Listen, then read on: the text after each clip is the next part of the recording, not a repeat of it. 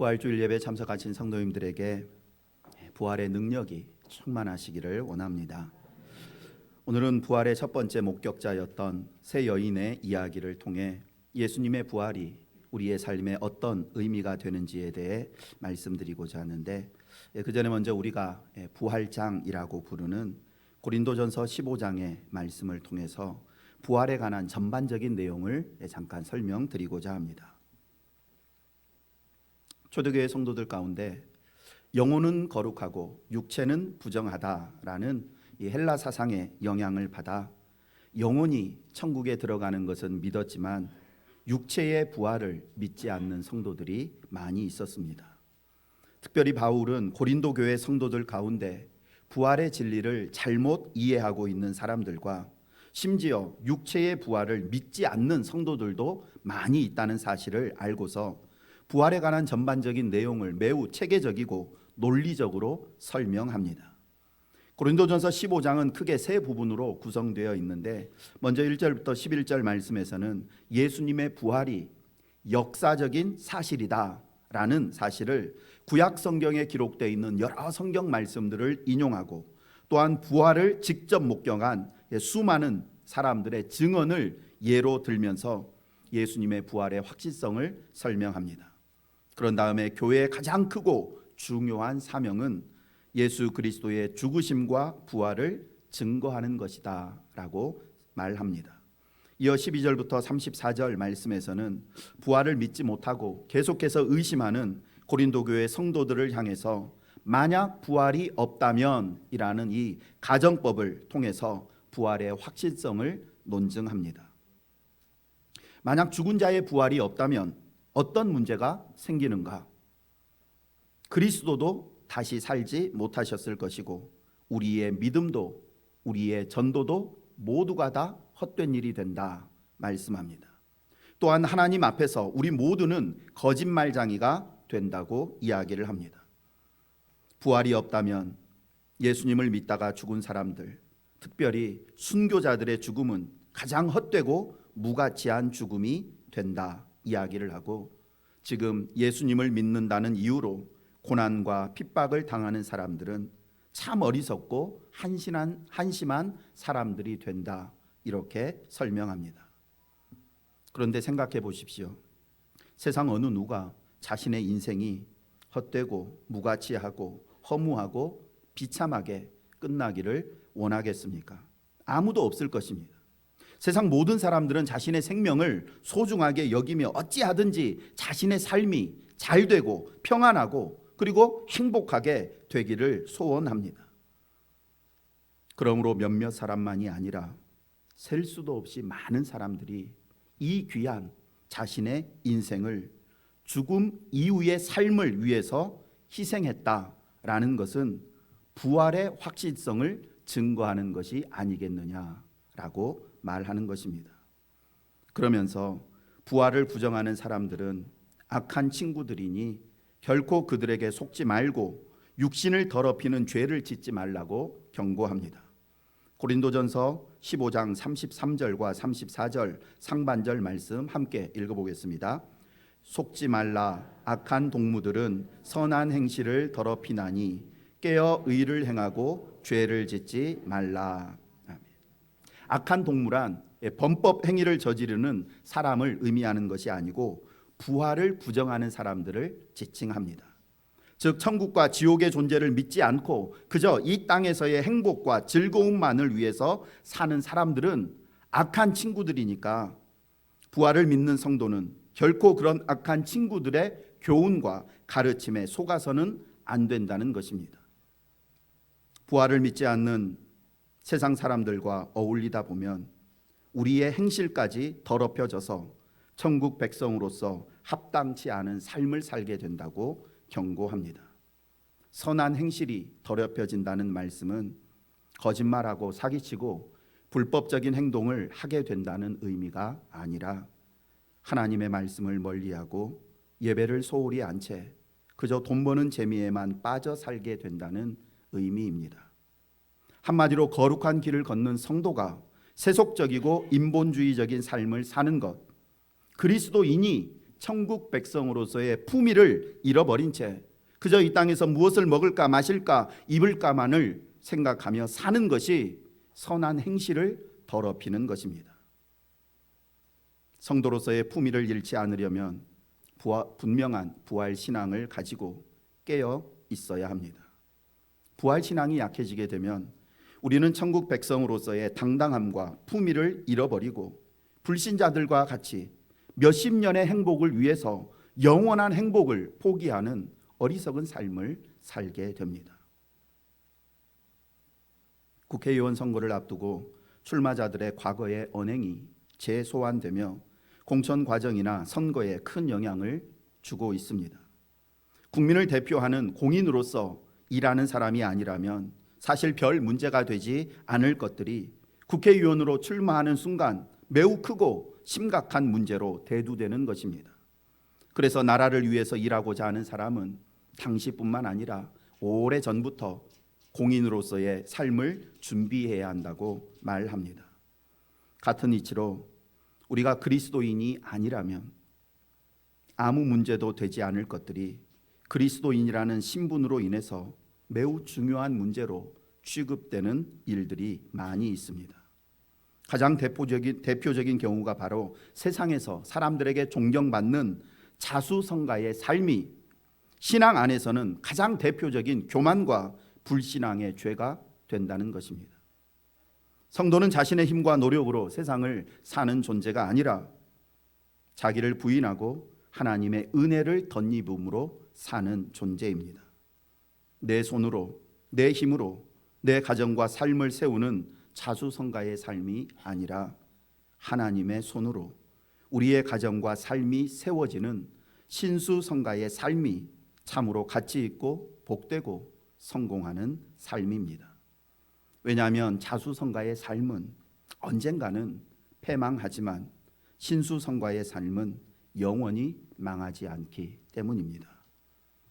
고린도전서 15장의 마지막 부분인 35절부터 58절까지의 말씀에서는 죽은 사람이 정말 다시 살아날 수 있느냐라는 질문과 다시 살아난다면 도대체 어떤 몸으로 살아나느냐라는 이 두 가지 질문을 통해서 부활의 확실성을 다시 한번 강조합니다.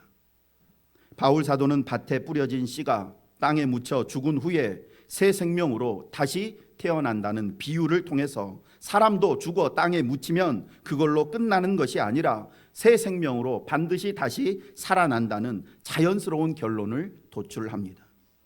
그리고 씨앗이 땅에 심겨질 때에 그 형태가 아니라 새로운 형태로 변화하여 땅 밖으로 나오는 것처럼 사람 역시 죽기 전의 몸과 부활한 후의 몸이 완전히 다르다는 사실을 말씀합니다.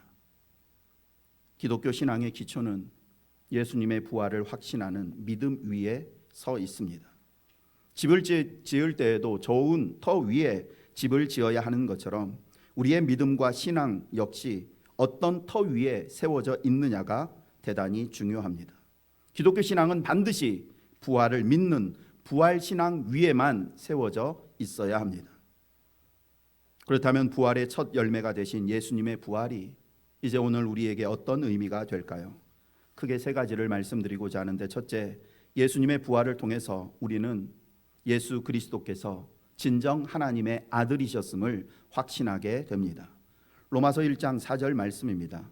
성결의 영으로는 죽은 자들 가운데서 부활하사 능력으로 하나님의 아들로 선포되셨으니 곧 우리 주 예수 그리스도시니라. 우리가 믿는 예수님은 단순히 세상에서 가장 뛰어난 4대 성인 가운데 한 분이 아니라 하나님의 아들이십니다. 예수 그리스도가 하나님의 아들이시다라는 말은 예수님만이 우리를 죄와 사망의 권세에서 구원할 수 있는 유일한 구원자가 되신다는 의미입니다. 다시 말씀드립니다. 그리스도시요 살아계신 하나님의 아들로서 사망 권세를 이기고 부활하신 유일한 예수 그리스도만이 우리를 죄와 사망에서 건지실 수가 있습니다. 예수 그리스도, 이 이름 외에 우리에게 구원을 줄 수 있는 다른 이름은 결코 없습니다.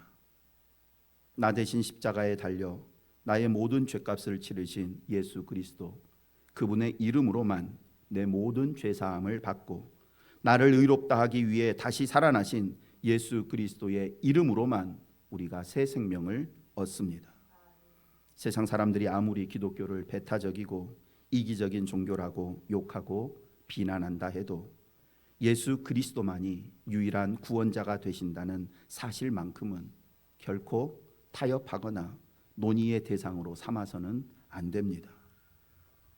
착하고 양심적으로 살면 천국에 가지 않느냐 말하는 사람들에게 그렇지 않다고, 천국은 오직 예수 그리스도의 죽으심과 부활하심을 믿는 믿음으로만 갈 수 있다고 당당하게 선포해야 합니다.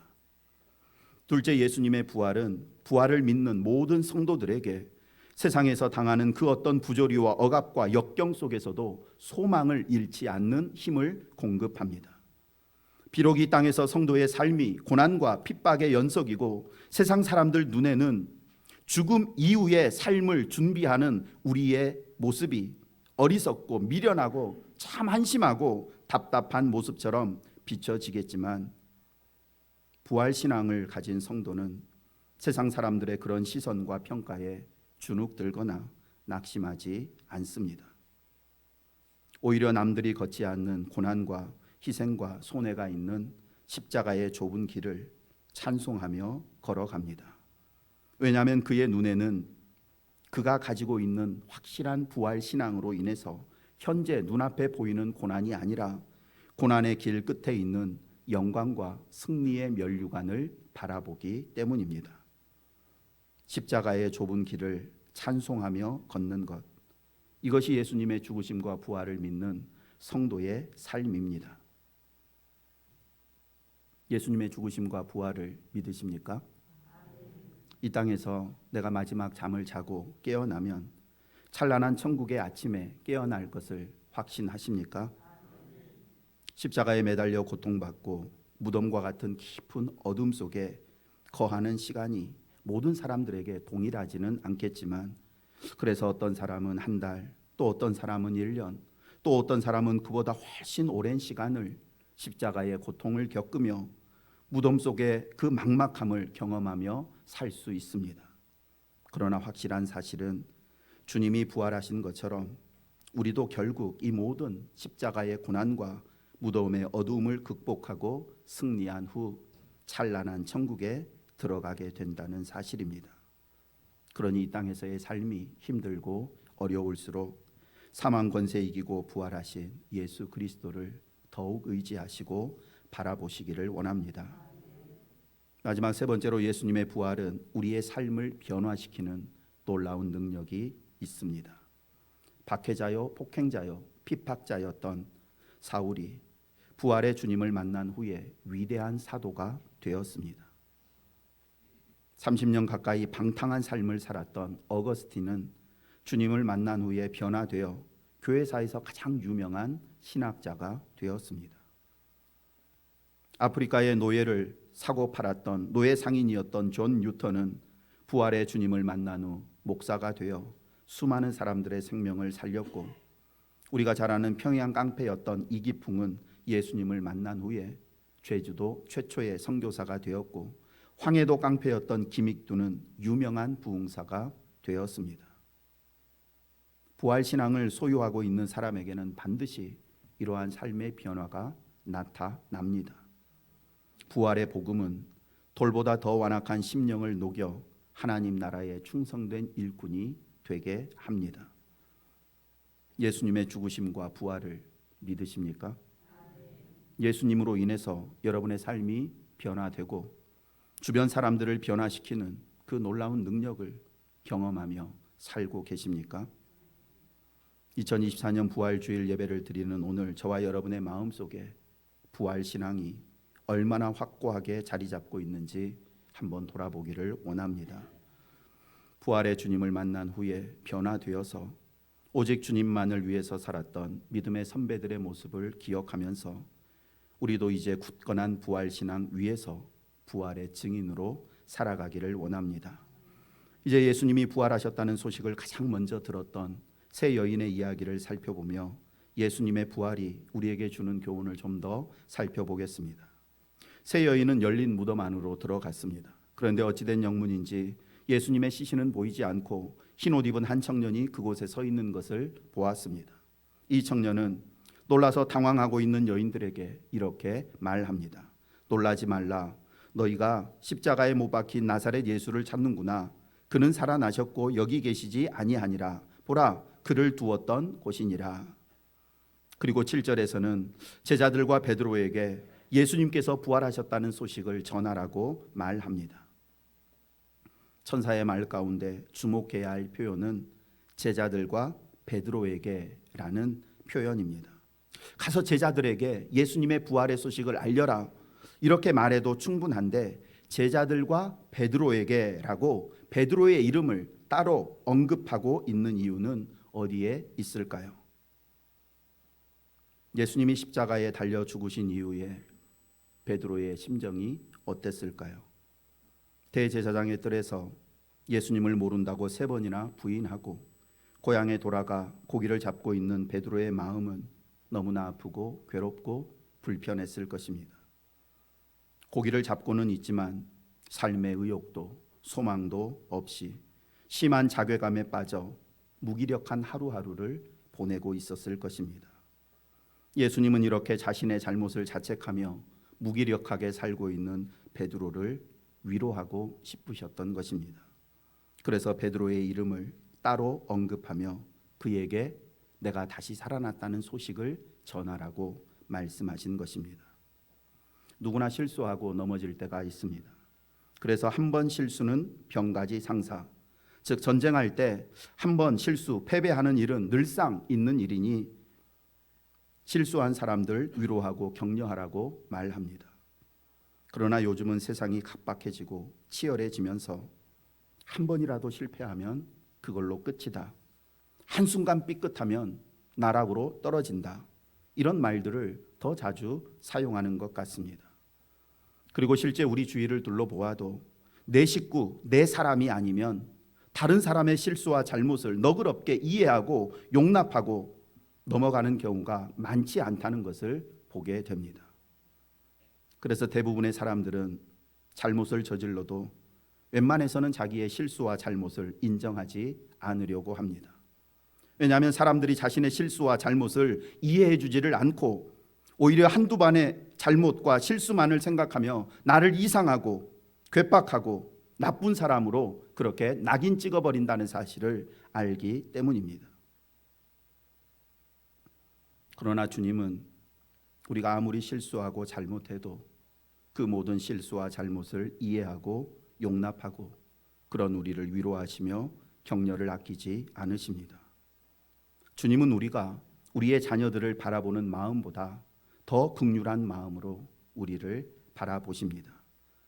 그러니 내가 부활했다는 소식을 베드로에게 가장 먼저 알리라고 말씀하시는 주님의 사랑과 긍휼하심을 생각하며 예수님을 부인하고 배신하는 큰 잘못을 저질렀다 해도 절대 절망과 정죄감에 사로잡혀 잘못된 생각과 선택을 하지 않기를 원합니다.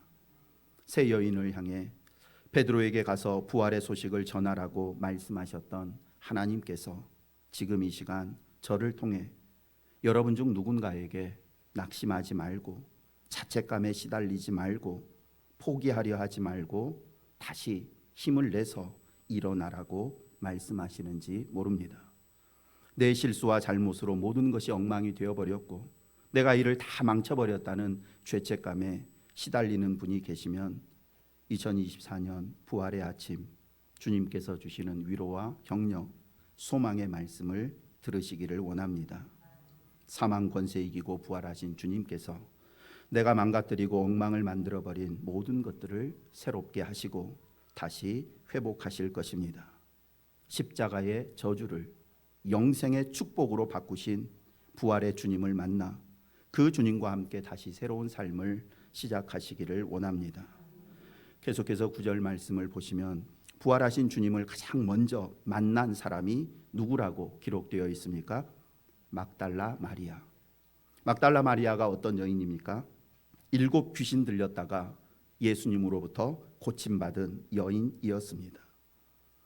7 귀신이 들려서 인생이 완전히 망가진 여인이 예수님을 만나 새로운 삶을 살게 되었습니다. 이 여인에게 예수님께서 가장 먼저 나타나셨다는 사실은 예수님께서 우리를 대하시는 기준은 신분의 높고 낮음이나 물질의 많고 적음이 아니라 주님을 향한 사랑과 사모함이라는 사실을 깨닫게 합니다. 세상 사람들을 우리의 외모, 우리의 지위, 물질의 많고 적음 이런 것들을 따라서 평가하고 우리를 대우하지만 예수님은 그렇지 않습니다. 내 신분이 어떠하든지 예수님을 사랑하는 마음 이것 하나만 주님은 보십니다. 가진 게 없고 배움도 적고 늘 실수투성이인 나라도 예수님을 사랑하는 진실한 마음만 있으면 예수님은 그런 나를 기뻐하시고 세상 그 누구보다 귀하게 여겨주십니다. 예수님을 사랑하는 여러분의 마음이 정말 진실하다면 힘들고 괴로울 때 이렇게만 말씀하면 됩니다. 예수님, 제가 예수님 정말 사랑하는 거 아시죠? 잠언 8장 17절 말씀입니다. 나를 사랑하는 자들이 나의 사랑을 입으며 나를 간절히 찾는 자가 나를 만날 것이니라. 부활하신 예수님을 만난 마리아는 너무 기뻐서 사람들에게 달려가 예수님께서 부활하셨다는 소식을 전했습니다. 하지만 아무도 믿어주지 않았습니다. 후에 예수님은 제자들에게 나타나셔서 그들의 믿음 없는 것과 마음이 완악한 것을 꾸짖으셨는데 14절 말씀 함께 읽어보겠습니다. 그 후에 11 제자가 음식 먹을 때에 예수께서 그들에게 나타나사 그들의 믿음 없는 것과 마음이 완악한 것을 꾸짖으시니 이는 자기가 살아난 것을 본 자들의 말을 믿지 아니함일러라. 아멘. 마리아가 예수님의 부활 소식을 다른 사람들에게 알린 것처럼 우리 역시 그들이 믿든지 믿지 않든지 예수님의 부활을 전해야 합니다. 나의 죄값을 대신 치르기 위해 십자가에서 죽으신 예수님의 죽으심과 나를 의롭다 하기 위해서 죽음에서 부활하신 예수님의 부활을 전하는 것은 부활하신 주님을 만난 모든 성도들의 의무이자 또한 특권입니다. 성경에는 하나님께서 인류에게 하신 2가지 영원한 명령이 기록되어 있는데 첫 번째는 구약 성경의 가장 첫 번째 책인 창세기 1장 28절에 기록되어 있는 명령입니다.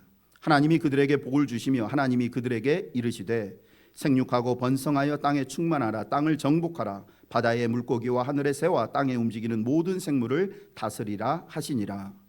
하나님의 이 명령을 따라 인류가 지금 이렇게 발전하고 번성하게 되었습니다. 2번째 영원한 변치 않는 명령은 신약의 첫 번째 책인 마태복음 28장 19절 20절에 기록되어 있습니다. 하나님의 명령 함께 읽습니다. 그러므로 너희는 가서 모든 민족을 제자로 삼아 아버지와 아들과 성령의 이름으로 세례를 베풀고 내가 너희에게 분부한 모든 것을 가르쳐 지키게 하라. 볼지어다 내가 세상 끝날까지 너희와 항상 함께 있으리라 하시니라. 아멘. 주님의 이 명령에 순종한 사람들에 의해 복음이 모든 민족에게 전파되어서 오늘 우리에게까지 미치게 된 것입니다. 주님의 이 명령은 영원한 명령입니다. 주님이 다시 오실 때까지 우리는 이 명령을 내 인생의 내 삶의 가장 중요한 최우선 순위로 여기며 살아야 합니다. 세상의 그 어떤 요구나 사람들의 명령보다 주님의 이 명령이 중요하고 우선되어야 합니다. 주님의 이 지상 최후의 긴급 명령 앞에 절대 순종하는 저와 여러분 되기를 원합니다. 전도는 교회가 감당해야 할 사명 가운데 하나가 아니라 교회가 감당해야 할 유일한 사명입니다. 우리가 예배드리고 친교하고 교육하고 봉사하는 모든 이유는 전도의 사명을 감당하기 위함입니다. 가장 작은 교회로 부름받은 우리 각자의 삶의 유일한 목적 역시 복음 증거가 되어야 합니다. 우리에게 복음 전도의 명령을 내리시는 분은 나를 위해 십자가에서 대신 죽으시고 나를 위해 다시 살아나신 예수 그리스도이십니다. 여러분이 정말 주님을 사랑한다면 주님이 가장 중요하게 내리신 이 지상 명령에 온전히 순종하기를 원합니다. 가서 제자로 삼아 세례를 베풀고 주님의 가르침을 전해야 될 그 사람이 누구인지를 찾아 그에게 구원의 복음을 전하는 선교자적인 삶을 사시기를 원합니다. 말씀을 마칩니다.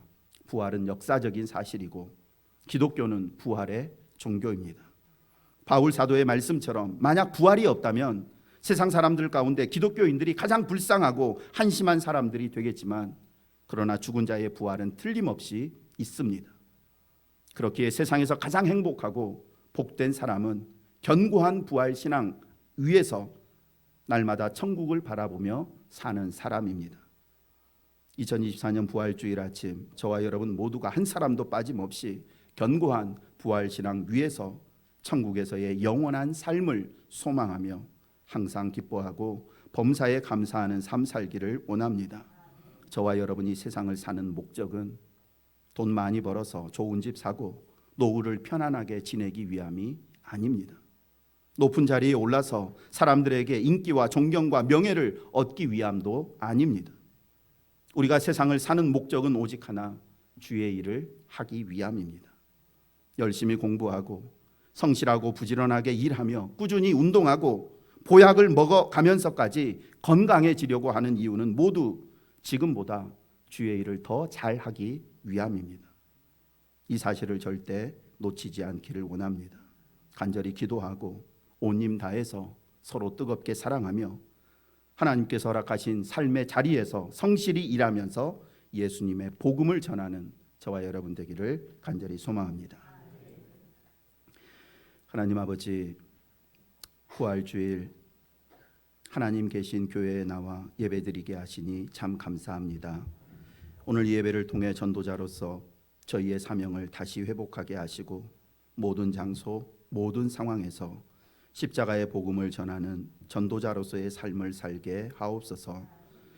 우리 안에서 일어나는 수많은 내적 갈등과 유혹들, 또 외부에서 찾아오는 위협과 어려움들 속에서도 천국 백성으로서의 품위를 잃지 않도록 견고한 부활신앙을 소유하게 하옵소서. 하나님 아버지, 사랑하는 우리 여수 신성교회 모든 성도들이 죽음의 권세도 두려워하지 않는 강력한 부활신앙으로 무장하여 날마다 세상과의 싸움에서 승리를 경험하게 하여 주옵소서. 오늘 이후 평범했던 그저 그랬던 우리의 삶이 거룩하고 특별한 삶이 되게 하여 주옵소서. 저희의 남은 인생이 하나님의 영광을 드러내고 예수님의 복음 전파하는 일에만 사용되기를 소망하며 예수님의 이름으로 기도드립니다. 아멘.